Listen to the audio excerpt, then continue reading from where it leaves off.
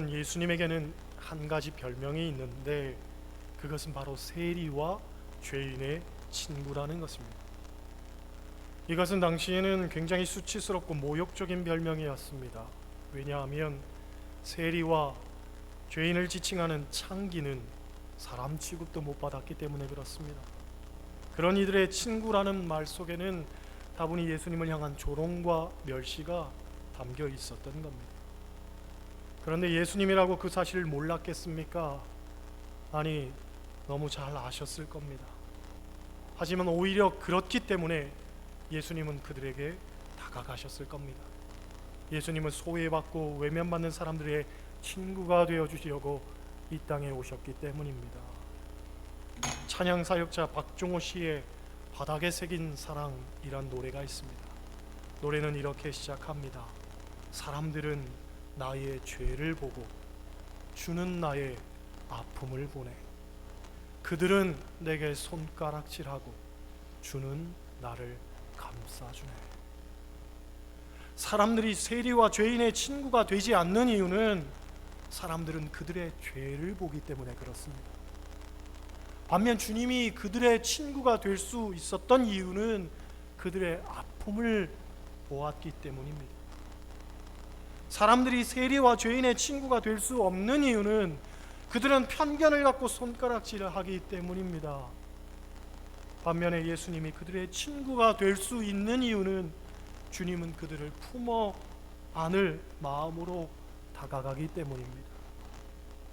호세 사라마구라고 하는 사람이 쓴 예수 그리스도의 의한 복음이라는 소설이 있습니다. 1998년 노벨 문학상을 받은 소설입니다.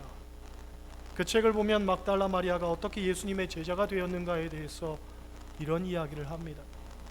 예수님이 가버나움에서 전도하실 때에 한 번은 동굴 밖으로 나가시다가 그만 실족을 해서 발을 다치게 됩니다. 상처를 싸매야 하는데 인근에 집이 없었습니다. 이리저리 둘러보니 마침 외딴 집 한 채가 보입니다. 그래서 그 집을 찾아가죠. 그런데 하필 그 집은 몸 파는 여자의 집이었습니다. 요염하게 차려입은 막달라 마리아가 문 두드리는 소리에 반색을 하며 나왔는데 보자하니 남루한 옷을 입은 점잖은 분이 서 있는 겁니다. 그래서 막달라 마리아가 묻지요. 선생님, 이 집이 어떤 집인지 알고 오셨습니까? 물으니 어떤 집인데 하고 되려 묻습니다. 선생님, 여기는 창녀집입니다. 그랬더니 예수님 하시는 말씀이 그게 무슨 상관이냐 하더라는 거죠. 그게 무슨 상관이냐 하는 그 대답에 막달라 마리아의 마음이 완전히 무너져 내립니다. 지금까지 그녀가 알아왔던 남자들은 자기의 육체를 탐하는 남자, 아니면 자기를 정말 개처럼 쳐다보던 그런 남자들. 선생님, 여기가 어떤 집인지 아십니까? 하고 물었을 때에 여긴 창녀집입니다 하는 순간 에이 더러운 것 하면서 돌아서던 것이 지금까지 그녀가 보아왔던 사람들의 삶이었습니다. 그런데 예수님은 뭐라고 말씀하시느냐? 그게 무슨 상관이냐? 충격적인 거죠. 여러분, 예수님은 우리의 있는 그대로의 모습을 보십니다. 우리의 배경, 우리의 소유, 우리의 과거, 우리의 직업, 우리의 처한 환경 다 관심하지 않으십니다. 예수님은 하나님이 창조하신 사람, 하나의 인격체 그 자체만 보시는 겁니다. 사랑받아야 할 대상, 그리고 구원받아야 할 대상으로만 주님은 보시는 거예요. 어떤 과오를 저질렀든지 어떤 삶에 부끄러운 과거가 있었는지 그건 주님은 전혀 관심치 않으십니다. 여전히 우리를 사랑해야 될 대상, 사랑받아야 할 존재로만 바라보고 계시는 거지요. 사람들은 사람 볼 때에 많은 편견을 가지고 봅니다. 혹 허물이 있는 사람은 마치 주홍 글씨처럼 그걸 새겨놓고서는 봅니다. 회개의 기회도 주지 않습니다. 변화되어도 그 사람이 변화되었다고 받아들이지 않습니다. 항상 그 사람의 잘못된 과거만 끄집어내서 이야기하지요. 감옥에 갔다 온 사람들이 사회에 적응하기 힘든 가장 큰 이유는 편견이라고 합니다. 변화되고 달라진 삶을 살고 싶어도 절대로 사람들이 따뜻한 시선을 건네지 않는다는 거지요. 예수님 당시에 세리와 창기를 향한 사람들의 시선이 그랬습니다. 개만도 못한 사람, 절대로 상종해서는 안 되는 사람, 그런 시각을 갖고서 바라보니까 누가 그들의 친구가 되고 싶어 했겠습니까? 그런데 사실 예나 지금이나 마찬가지지만 사람들은 누구도 죄인의 친구가 되고 싶어 하지는 않습니다. 기왕이면 친구도 돈 많은 친구, 능력 있는 친구, 소위 잘 나가는 친구, 그런 친구 사귀기 원하지요. 여러분 안 그렇습니까? 그런데 실패한 사람들이 인생을 되돌아보며 한결같이 하는 얘기가, 내 주위에 있던 친구들은 진정한 나의 친구가 아니라 성공의 친구, 물질의 친구, 권력의 친구였다는 거예요. 그래서 나에게서 성공이 떠났을 때 친구도 떠나버리고, 나에게서 물질이 떠나버렸을 때에 친구도 떠나버리고, 권력이 떠났을 때에 친구도 또 떠나버리더라는 거지요. 그러니까 내 친구가 아니라 내가 갖고 있던 성공과 물질과 권력의 친구들, 그래서 그것 때문에 정말 불나방같이 모여든 사람들밖에는 안 되었더라는 거지요. 그렇게 본다면 정말 우리가 원하는 진정한 친구란 과연 무엇이란 말입니까? 영국의 런던 타임즈에서 당신이 생각하는 친구란 무엇입니까? 친구의 정의는 무엇입니까? 라는 제목으로 조사를 했습니다. 그랬더니 사람들이 생각하는 참된 친구란, 첫째로 온 세상 사람들이 다 나를 버릴 때, 모두가 나를 떠날 때에도 그때 나를 찾아와주고 내 곁에 있는 사람, 그 사람이 친구라고 했습니다. 둘째, 나의 침묵을 이해하는 사람, 곧 아무 말 하지 않아도 내 마음 알아주는 사람, 내 침묵을 보면서 내가 너를 안다, 내가 너의 억울함을 안다, 내 고통을 안다, 너의 찢어지는 가슴을 안다, 마음으로 공감해주고 이해해줄 수 있는 사람, 그 사람이 친구라는 거죠. 세 번째, 나의 기쁨은 곱해주고 나의 슬픔은 쪼개주는 사람, 소위 기쁨은 배가 되고 슬픔은 반이 되게 하는 사람, 그 사람이 친구라는 거예요. 여러분에게는 그런 사람, 그런 친구가 있습니까? 미국의 사회학자 데이비드 리스먼은 현대인들의 삶을 한마디로 정의한다면 군중 속의 고독이다 라고 이야기합니다. 주위에 많은 사람들이 함께 있는 것처럼 보이지만, 그런데 정작 그 속에서는 보이지 않는 어떤 벽이 존재하더라는 거예요. 가정에서도 부모와 자녀 간에 보이지 않는 어떤 벽이 있어서 대화가 단절되어 살아가고, 학교에서도 나름 친구라고 하지만 경쟁 구도 속에서 서로 이기기 위한 법을 배우고 산다는 거죠. 직장에서도 생존에 대한 싸움을 매일같이 하고 있기 때문에 이기지 않으면 낙오되는 거예요. 우위를 점하지 않으면 내가 짓밟히게 되는 거예요.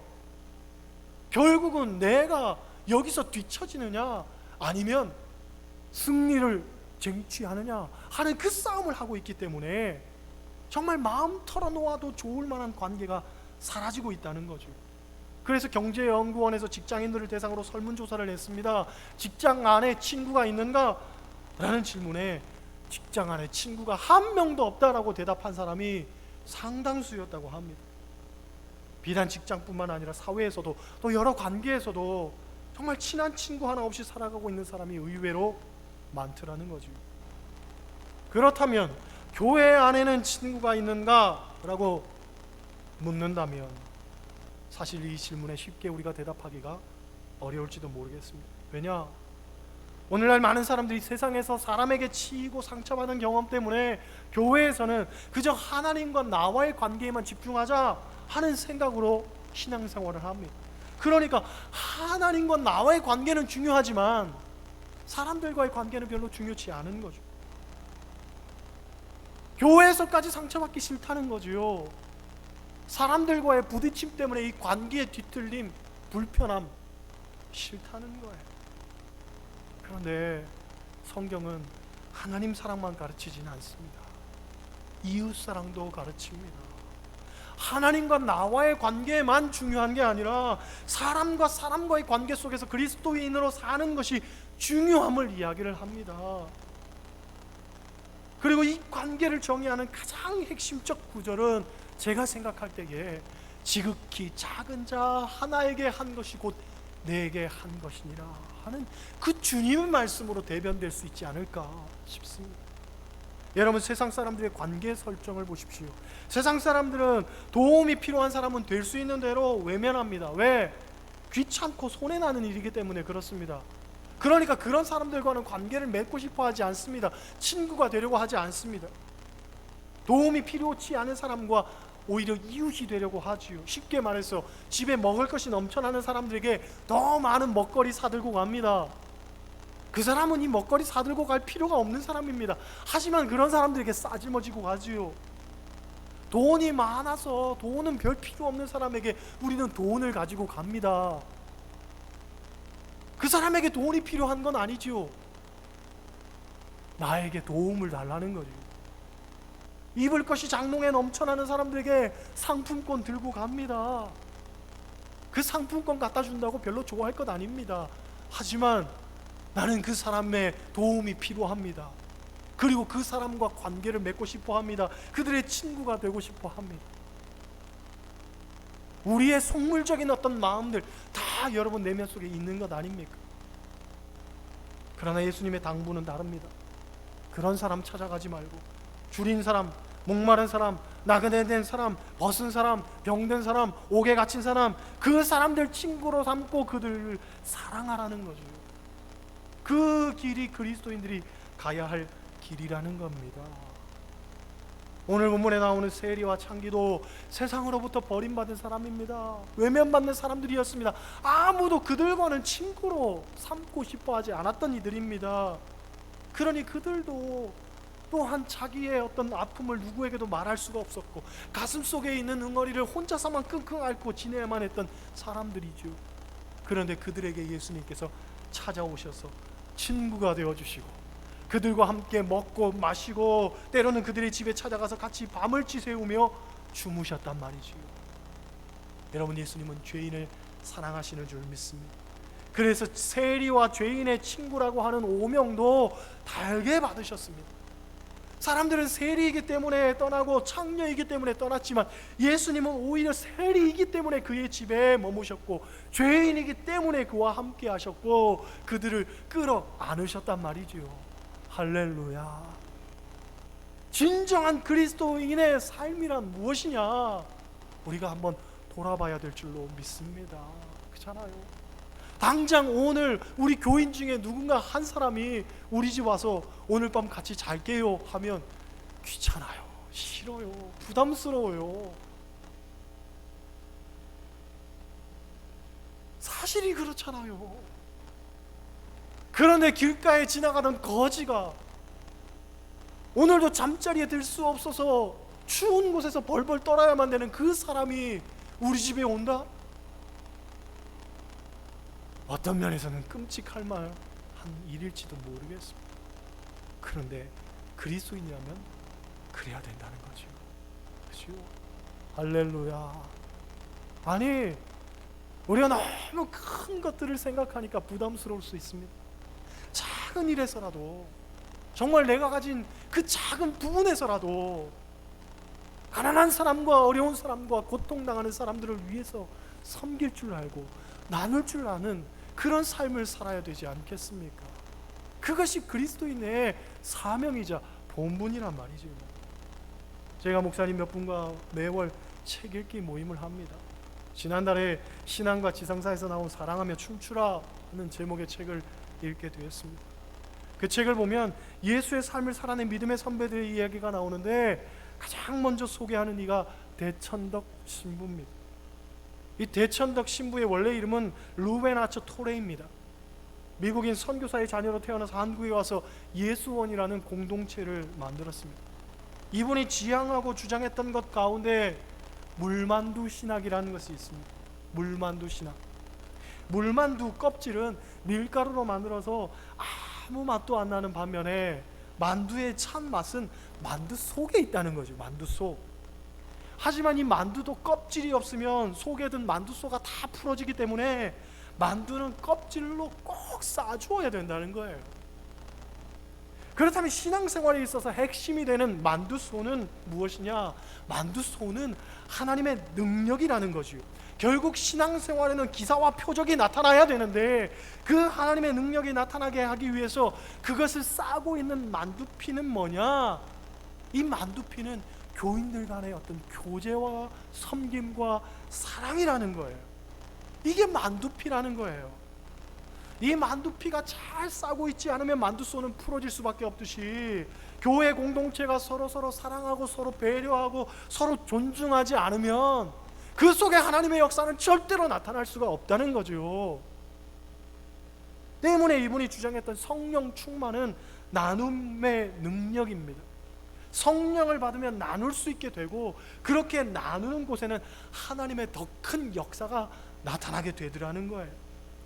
또한 이분이 말하는 나눔의 핵심은 물질의 나눔입니다. 사람들이 가장 힘들어하고 어려워하는 것이 물질인데, 이 물질을 나눌 수만 있다면 다른 것을 나누는 것은 일도 아니라는 거죠. 기독교 신문에 실린 글입니다. 충남 서산에 가면 충서감리교회라는 곳이 있는데, 교인 중에 강경화 권사라고 염전일을 하는 분이 있습니다. 이분은 두 손이 없는 1급 장애인입니다. 두 손이 없습니다. 그런데도 무려 12,000평의 소금밭을 가꾸고 있다고 합니다. 20년 전에 이분이 염전 시작할 때에 사람들은 비웃었습니다. 손도 없는 사람이 주제 파악도 제대로 못한다고 손가락질했습니다. 해보니 염전일은 그 자체로 고되고 참 힘든 일이었습니다. 정말 너무너무 어려운 일입니다. 그런데 이 두 손이 없는 사람이 그 일을 한다는 것 상상이 안 되는 거죠. 바닷물을 대는 일, 소금 긁어 모으는 밀대 작업, 삽으로 소금을 술에 퍼 담는 일, 소금 창고로 이동하는 일, 다 손으로 해야 되는 일인데 손이 없으니 얼마나 감당하기 힘들겠습니까? 일례로 삽으로 소금 풀 때 왼팔로 중심을 잡고 오른팔로 삽의 이 세모진 곳에 손을 넣어가지고 겨우 이렇게 푸는데 말이지요, 남들이 정상인이 5삽 풀 때 이분은 1삽 겨우 푼다는 거예요. 일도 그만큼 더딘 거죠. 처음엔 아주 피범벅대기가 일쑤였다는 거예요. 그렇게 고통스럽게 한 푼, 두 푼 번 것 가지고 돈도 허투루 쓰지 않고 말이죠, 한 포를 팔면 2,000원 떼가지고 1,000원은 독거노인 돕는 데 쓰고 1,000원은 11조 내는데 드렸다는 거예요. 그렇게 꾸준히 선행을 베풀었더니 손가락질 하던 이들도 나중엔 고개를 숙이고 함께 참여하는 이가 늘게 되더니 몇 해 전에는 미랄이라는 봉사단체 만들어서 불우이웃을 돕고 있다고 합니다. 이분이 태어날 때부터 장애인은 아니었습니다.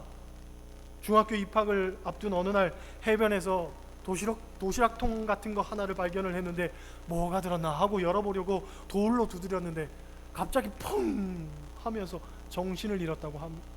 알고 보니 지뢰였던 거지, 지뢰. 사흘 뒤에 깨어보니까 두 손이 없었습니다. 인생을 비관해서 그 후 중학교도 가지 않고 3년을 두문불출합니다. 그러다 어느 날 어머니가 며칠 동안 집을 비웠는데 너무 배가 고픈 나머지 처음으로 스스로 요기를 해결한 거, 밥상을 차려 먹은 거지요. 밥상 차려 먹으면서 생각하기를 자기는 아무것도 못할 줄 알았는데 막상 해보니까 어설프지만 그래도 할 수 있더라는 거예요. 밥상도 차려 먹을 수 있더라는 거지요. 그래서 3달 동안 숟가락질 연습을 열심히 해서 스스로 이제 밥도 먹게 됩니다. 10대 후반에는 주막에서 살다시피 하면서 술을 많이 먹었는데 어느 날도 술을 많이 먹고 아침에 일어나 봤더니 책상 위에 그루터기라는 신앙 잡지가 있었다고 합니다.